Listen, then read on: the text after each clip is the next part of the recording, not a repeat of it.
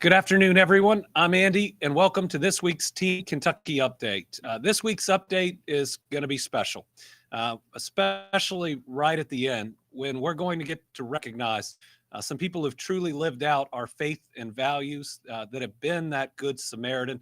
And because of their work, there's somebody who is still alive and with us today.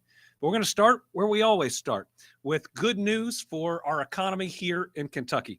Since the beginning of my administration, we have now announced more than 1,200 private sector expansions or relocations with a record $36 billion in new investments and the creation of a record 62,000 jobs. And tonight, I highlight a few projects that are contributing to the records. Last week, we announced yet will establish a new Kentucky home as Meridian Biotech will open a facility right here in Franklin. This is part of a partnership with Buffalo Trace Distillery to convert distilled grains into multi-use proteins. The project includes a $40 million investment and will create up to 35 high-tech, well-paying jobs. This will be the first biotech company to locate in Valley and will include a partnership with the Kentucky State University to offer internships with the engineering department. I'm proud to welcome Meridian to Frankfort. This investment not only brings quality jobs and strengthens our economic future, but also opens exciting new pathways for Kentucky's iconic bourbon industry. It's partnerships like this where we can honor our tradition while embracing transformation. Today, we have Meridian's president, Brandon Corris, joining us. Brandon, would you like to come up and say a few words? Congratulations. Yeah, thank you. Morning. It's been an exciting week for us at Meridian Biotech as we officially announce a project that represents years of innovation, collaboration, and hard work. Today, we're proud to share that we are partnering with Buffalo Trace Distillery on a groundbreaking project right here in Frankfort, Kentucky. More than just a facility and how we think ability and economic growth. By taking bourbon distilleries, we are repurposing them into value-added products. We are proving that innovation in biotech can go hand in hand with tradition and heritage. Meridian is building something that not only creates new opportunities in our industry, but strengthens the local economy and highlights Kentucky as a leader in both advanced manufacturing and biotech. This collaboration is turning vision into action, and it wouldn't be possible without an incredible team on both sides who work tirelessly to make it a reality. I want to thank Harlan Wheatley and his incredible team over at Buffalo Trace. We have enjoyed working alongside people who share our passion for innovation and sustainability. I especially take a moment to thank Governor Beshear. Governor, under your leadership, you and your administration's unwavering support for projects that Kentucky's economy and highlight our state as an innovation has been invaluable. I also want to take a time to thank many people who work behind the scenes, Kentucky Cabinet for Economic Development, Mayor Lane Wilkerson, Judge Mueller, and Penny Peevler. Without their support every step of the way, this project would not be moving forward. So we're proud to invest in Kentucky's future. Governor, you have our pledge that we will be providing a positive force for the community as we in our business, creating high-paying jobs for our fellow Kentuckians. Together, we're proving that Kentucky is not just leading in tradition, but leading in innovation. Thank you. Thank you. We're excited to have you on. Thank you. So with Meridian, we're getting a new high-tech company, but today we're also celebrating the expansion of an existing high-tech employer. This week, we highlighted further growth of Alltech, which announced an expansion of its operation in Beshear.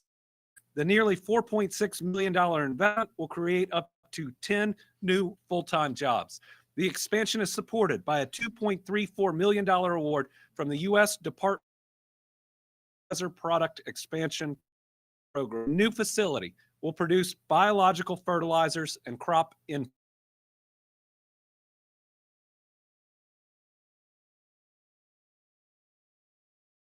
reduce chemical inputs. Kentucky manufacturing have momentum. We continue to see global companies like Alltech, employer in now for 45 years, invest. So today we have Alltech's Vice President, Dr. Steve Boyle, speak about this project.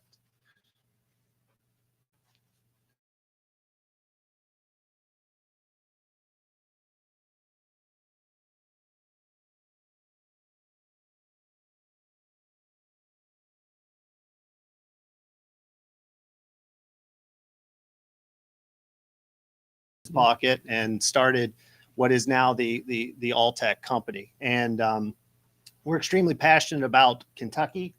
We're continuing to invest. This is an example of our investment to continually invest in the state that we are very passionate about and very supportive of as an organization. I think this grant, Governor, it's really exciting.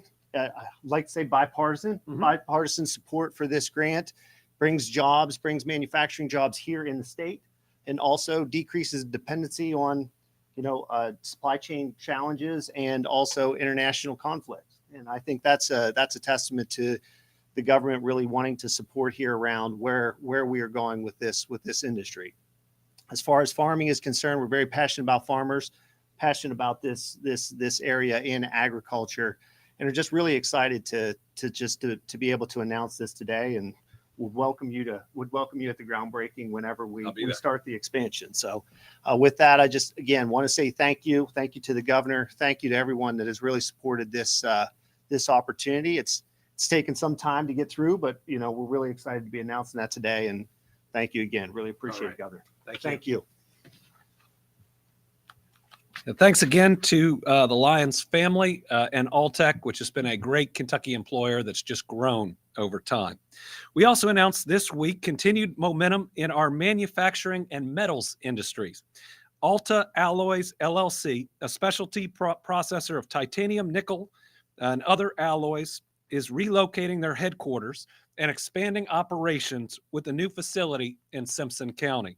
The $20 million investment is going to create 45 new Kentucky jobs. The investment includes the acquisition of an existing building, construction of a separate building on the project site, and the addition of several large pieces of processing equipment. Construction at the site is currently ongoing, with operations expected to begin in the first half of 2026. This is going to be another great addition to the Simpson County community. They have welcomed so many new jobs over the last 5 years. They work really hard to bring in these opportunities. So I want to thank all of the local officials for their work in making this happen. I want to thank Alta Alloys, and I look forward to their future success in their new Kentucky home. Okay, today we've got some more good news as we put Kentucky in the best financial position we can be in to make sure our kids and grandkids have the opportunities they deserve. The 2024-2025 fiscal year has ended with a general fund surplus of $313.5 million. Of that amount, $251.3 million will be deposited in the Budget Reserve Trust Fund, and the remaining $62.1 million will fund necessary government expenses like responding to natural disasters, matching funds for FEMA disaster grants, and forest fire suppression. The surplus was made up of $131 million of revenue more than budgeted, so we had a projected amount of revenue, and we beat that this year. But we, as an executive branch, also spent $147 million less than budgeted, meaning we made sure we treated the taxpayer money the way it should be treated. And then we received $35 million in FEMA reimbursements. I'm proud to say that we've secured a surplus every year I've been in office. We also had a road fund surplus of $61.6 million, and all those funds will support the biennial highway construction program. I think we've proven that we can be fiscally responsible, secure some of the largest surpluses in history while still making it easier for families to pay the bills. As governor, I am laser focused on bringing down costs because too many families are struggling. It's why we've been able to lower income taxes and property tax rate and help families secure more money through the homestead tax exemption. At the same time, we've received 3 credit rating agency increases. That's from Moody's, S&P, and Fitch. And we're building that new Kentucky home where everyone can thrive. That's really good news on the budget this year. I will go ahead and put out a note that it's going to be a lot tougher in the coming budget based on what we're seeing and based on the lowering of the income tax, meaning less revenue will be coming in. Next, we've got some good news for those affected by severe storms this spring. On Tuesday night, Donald Trump called me to say he personally approved public assistance for counties affected by the April flooding and the May tornadoes. And last night, we got the good news that even more counties were added. Now, all counties we requested have support in the public assistance program. The support is essential for the communities to rebuild, that we don't see counties or city governments bankrupted by a natural disaster that just inflicts so much damage. So I'm grateful to the President and Secretary Noem. I also told the President that the FEMA team members on the ground after each of these natural disasters are doing great work for Kentuckians. In public assistance for April, we now have 90 counties approved based on the president's action, and those were for severe storms, straight line winds, tornadoes, flooding, landslides, and mudslides. Those occurred on April 2nd.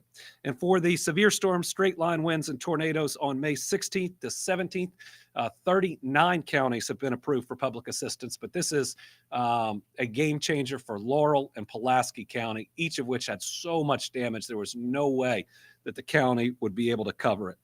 We also have an update on the May storm registration deadline. It has been extended to August 22nd, 2025. On those tornadoes, so far FEMA has approved over $2.6 million, which they have dispersed in individual assistance and $1.29 million in other needs assistance. I'd remind everybody, because those numbers are so different than floods, that typically your homeowner's insurance will cover damage caused by a tornado, but not a flood. And so you have to go through that process first before getting extra FEMA assistance. So we expect to see those numbers grow. Right now, we are sheltering 30 households still from the May tornado event. 7 are in hotels. 23 are in travel trailers. 56 families have transitioned out. That means they have found more stable housing. That's a good thing. And I think we will likely be placing 2 more families, because sometimes you go and for the first number of months stay with family, but that can get tough.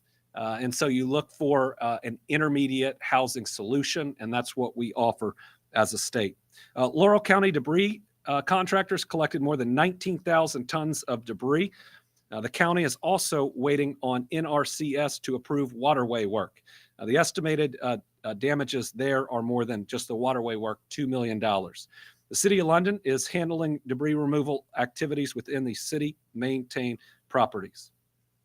To highlight the importance of public assistance funds from FEMA following natural disasters, just yesterday, we broke ground in Floyd County on another high ground community. These are the communities that we are building above the floodplain, many on abandoned coal mines, to where the folks of Eastern Kentucky will never flood again. I've talked to far too many families. I talked to one yesterday in Wayland that had lost her home in one flood, lost her trailer in another flood, but now has a house outside of the floodplain that is affordable and where she feels safe. Floyd County was hit in 2021, 2022, and twice in 2025. 2022 was absolutely devastating to Floyd County in terms of loss of life and loss of property. Team Kentucky's invested $10 million in this New Hope Estates site. It's going to build 34 homes. And all the homes are outside the floodplain. I got to meet Claudette, a retired beautician whose home was flooded in 2022. And soon, this is her in the blue shirt, and soon she will have her forever home. From there, I went to Wayland, because this New Hope is the hope. And we broke ground, and that's the progress. But people need to see the proof. And this Wayland site is a completed high ground site. 14 homes fully finished and each of which has families that were impacted by the flood living in them. They've become their own community. The town of Wayland, the mayor, county judge for Floyd County has embraced them, knows everybody's name up and down the road. This was our first completed high ground project. It was followed by the cottages at Thompson Branch. Construction is going gangbusters at Skyview, where we will build hundreds of homes.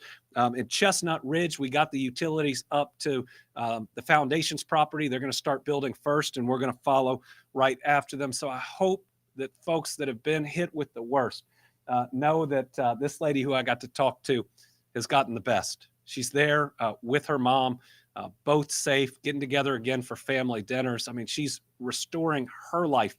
And she talked about how a home is a lot more than four walls. It's a place where people make those memories. We're going to keep rebuilding, and we're going to make sure every family, every single one, gets back up on their feet. In continuing to rebuild from natural disasters, we've got good news today on CDBG funding that's going to help us build more housing.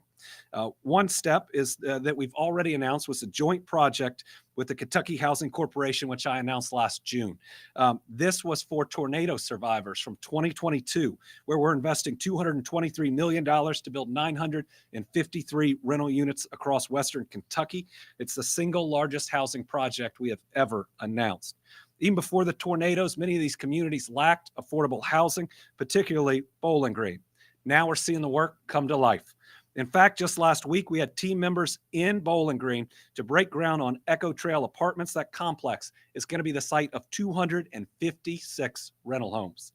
As part of that project, Team Kentucky invested nearly $12 million. The homes are expected to be completed by June of 2026. What was so special about this is it had never been done this way before.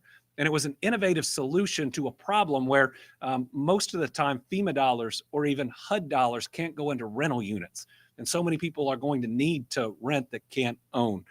So I am really appreciative, especially of the folks from Team Kentucky and the Housing Corporation that got together and figured out a way. We also have a few more housing announcements to make. For the city of Franklin and Simpson County, we're committing $1 million to help build 6 new affordable homes. It's part of the Franklin Affordable Housing Organization's Dixon Grove Development Project, which is going to add 69 rental homes in total. For the city of Newport, we're committing $1 million to help build 5 homes. Happy to partner with my friend Mayor Gaduli on this one. And in Pulaski County, we're committing $540,000 to help the county purchase 86 affordable apartment units. This will preserve affordable housing for the Kentuckians living there now and for the senior citizens in the county. So congratulations to those communities. A quick update on our GED success. From day one, I committed to running an education-first administration. And that's why we've renovated and rebuilt career and technical education centers, and why we're pushing so hard for pre-K for all 4-year-olds across Kentucky, because every child deserves a good start. But it's also why we've worked to ensure GED testing is accessible to every Kentuckian that wants it. So in 2022, we removed the number one barrier that people said was the reason that they weren't taking their GED. That's when we waived the testing fee for first-time test takers. And this year, we have taken our GED testing on the road to reach areas across the Commonwealth without a permanent testing location. I'm proud to say it's paying off. Since January of 2020, 25,269 Kentuckians, or 99% of all Kentucky GED test takers, have taken advantage of the free GED promo. With a state GED pass rate of 78%, Kentucky is beating the national average. Just last year, 3,106 Kentuckians earned their GED. And so far in 2025, we've had 3,161 test takers that have used this program to take the GED. All 4 parts of the test, it normally costs $144. To some, that might not seem like a lot, but it was thousands of Kentuckians that weren't taking the GED because of it. It is a very tiny fraction of any overall state budget, and the way it's lifting people up is really special. So we have a video from Brandy Cook to talk about the difference this initiative has made in her life. My name is Brandy Cook, and this is my story reimagined. I spent most of my early life abusing drugs and alcohol. When I was incarcerated, I didn't see my kids. I knew it was time for me to make a change. Kentucky adult education gave me the opportunity to learn a new skill. Like, my job is to help people, and I know that now.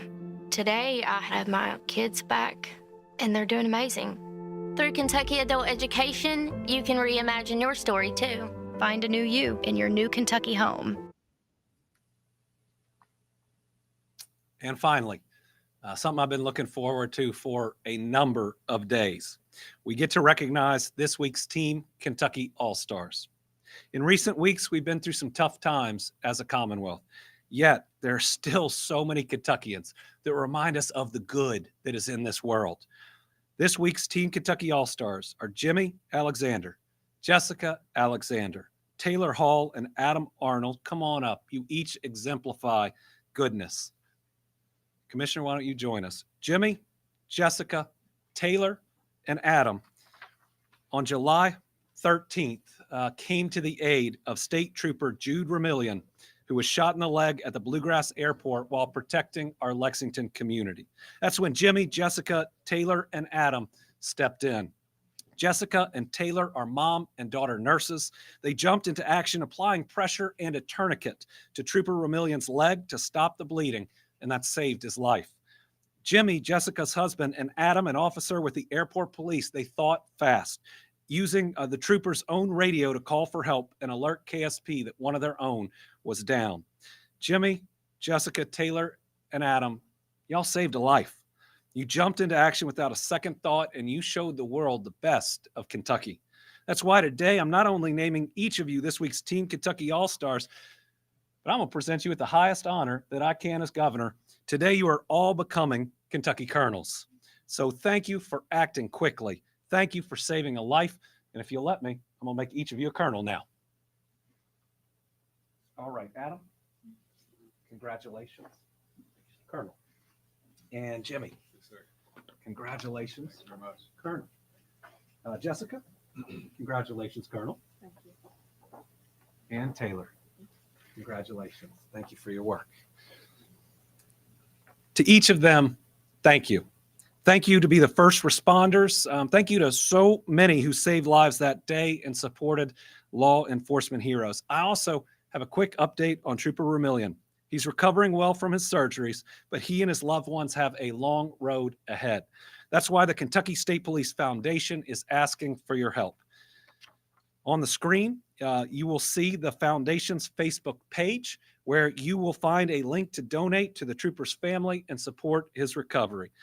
Trooper Ramillion, know that Team Kentucky will continue to stand with you each and every day. Let's thank these good Samaritans.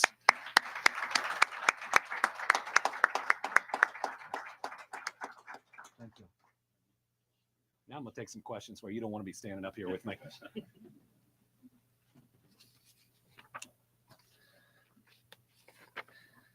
Well, that's the end of this week's Team Kentucky update. There's no update next week, so we'll see you Thursday, August 7th at 12:30. As always, we'll continue to showcase all the great things that makes Kentucky special on our YouTube channel and other social media. With that, we'll open it up to questions. I think we have 4 journalists signed up to ask questions in studio and 3 remotely. We'll start with Karen Czar. Governor, what are the questions that you are weighing for a presidential run? And if you're willing to share, what conversations have you had with your family? When do you anticipate making a decision? Yeah, so right now, I'm simply trying to be a reasonable voice of common sense, common ground, and getting things done. And while I'm trying to be that voice out there, and people may think it's a voice for Democrats, I just hope every political party can come together. We can end this us versus them. We can stop this anger politics and find a way to heal and to move forward together. Next year, I'm head of the Democratic Governors Association. And so that will be my primary obligation after spending every moment being governor and moving this Commonwealth forward. And then after that, we'll see. You know, if I am a candidate that can heal this country, then it's something I'll consider. If someone else is that candidate, they'll have my support. All right, Phil. Governor, your national profile is increasing. Vogue magazine South Carolina. Who would ever thought I'd be in Vogue magazine? That was not on my bingo card. Just what is your reaction to that? Are you seeking out those opportunities? Are people coming to you? These opportunities have come to us, but what I love about it is it's telling Kentucky's story. I mean, the first question that people ask is, how is a Kentucky governor in Vogue magazine? And the answer is what we've done together. It's breaking every economic development record that's out there. It's having the best 3-year average for wages. It's breaking our tourism record 3 straight years in a row. It's seeing jobs come to places that haven't seen them in long enough. And I think it's having a state where the temperature has been turned down, where neighbors aren't yelling at neighbors like in many other places. And so I think when people see what's happening in Kentucky right now, they see some hope, some hope for a better future, hope beyond the conflict. And if I can share what we've done, which is way bigger than me, this is all of Kentucky with the rest of the country, that makes me pretty proud. And to see that really for the first time in my lifetime, people are looking up to us instead of looking down on us, that makes me real proud to be Governor of Kentucky. Carolina. Governor, when you spoke on the phone with the president, did he offer any explanation as to why it took as long as it did to approve this federal aid? And in your experience, did this take longer than it has in the past? This aid took longer than it has in the recent past, which is all I can speak to, the last 5.5 years. And he didn't offer any explanation, but I didn't ask for it either. These dollars are absolutely critical. They're coming in. I'm nothing but appreciative and grateful to the president and Secretary Noem for agreeing to it. We're still trying to determine whether it's a specific dollar amount or it's the regular 75% of coverage. But either way, it's a big help to these counties. He was very positive on the phone. I told him his FEMA people were doing a really good job on the ground because it's true. I understand that I go out there and when a policy from this president is hurting Kentuckians, I criticize it, but I can only have credibility when I also admit that a part of this federal government is doing a good job and the FEMA group on the ground is doing a really good job. Austin. Thank you, Governor. I've got 2 questions. The first one's about the very tragic situation in Moorhead over the weekend, the murder of a 15-year-old boy. We saw Louisville drop its sanctuary city policies somewhat in response to that. I'm just wondering, do you agree with their decision to do so? And then my second question is about the call of President Trump. He's somebody who consumes the news a lot. He's probably seen your face on television in the 2028 sort of speculation. Did you guys talk about anything other than emergency assistance? Oh, we had a good, positive conversation that was only about emergency assistance, but he was nothing but polite and positive, and I was nothing but polite and positive. This was a big call that we really needed. I didn't know others were getting calls, but I'm glad they are. We need this public assistance after major natural disasters. Hopefully this becomes their full and regular policy. It may be that they were looking at what they were going to do in the future. I've at least seen a memo that talks about snowstorms and whether or not they'll be covered in the future. I hope they are, just because of the massive amount of damage that it does. And then the other questions about the Louisville change in the Louisville jail. So this is about detainers of prisoners or inmates and how long the detainer is for ICE. Louisville had the shortest detainer in the state, shorter than we as a state have. Their change has brought them more in line with everybody else's practice. But remember, this isn't a broader statement on different immigration efforts out there. It's just when this federal agency contacts you and you have someone in custody, how much time you give them to decide if they're going to take action. I think the mayor and the city was under extensive pressure, but let me say, I don't think that they were ever a sanctuary city. I think that those criteria weren't met, weren't close to met, and I was asked to opine on that as Attorney General several times. I think they were faced with little choice, and they're now in line with the rest of the state. Okay, on the line we have Tom Latek from Kentucky Today. Thank you, Governor, and good morning to you. I've got a question on the public assistance approval. This is not only for the state and local governments, but I believe some nonprofits as well. How do these entities apply for these benefits? Yeah, we have a person in our EOC that is our direct connection to nonprofits, work with them. The Red Cross is in our EOC, local and national, when we have a natural disaster. And so they track all of that and work together. And so if there is a nonprofit that isn't a part of that direct connection, they can reach out to our Emergency Operations Center and we can talk with them about what is or what isn't available. Liam from the Kentucky Lantern. Hi, Governor. I know you mentioned you were in Ford County yesterday for the groundbreaking. Some nonprofit housing builders in Eastern Kentucky I've spoken with, have expressed some concern about the Trump administration's budget proposal for HUD, which would, significantly cut funding for Kentucky, including eliminating the Home Investment Partnership Program and community development block grants, that program as well.